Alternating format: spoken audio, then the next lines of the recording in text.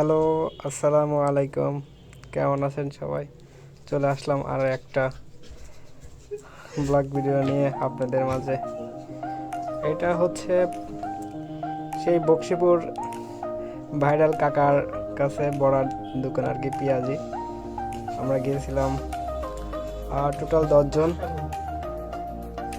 জন গেছিলাম অফিসের সবাই। দেখতেছেন আমাদের আকরাম ভাই, এই ছেলেটার বিয়ে হচ্ছে না। কেউ যদি কোনো একটা মেয়ে থাকে তাহলে খোঁজ দিয়েন, বিয়ের ব্যবস্থা করা যাবে। সে একটা ভালো চাকরি করে, সমস্যা নেই। আর এটা হচ্ছে পাবনা শহর থেকে আপনার যাইতে হয় শ্রীপুর দিয়ে, তারপরে বক্সিপুরে। এটা অনেক পরিচিত, আশেপাশের লোকজন অনেক যায়, আর অনেক টেস্ট। আপনারাও চাইলে চলে আসতে পারেন, টেস্ট করতে পারেন পেঁয়াজিটা। আর ভাই দেখেন, অনেক লোকজন বসে বসে খাচ্ছে, আর আমাদের লোকজন কি খাওয়া খাচ্ছে দেখেন ভাই।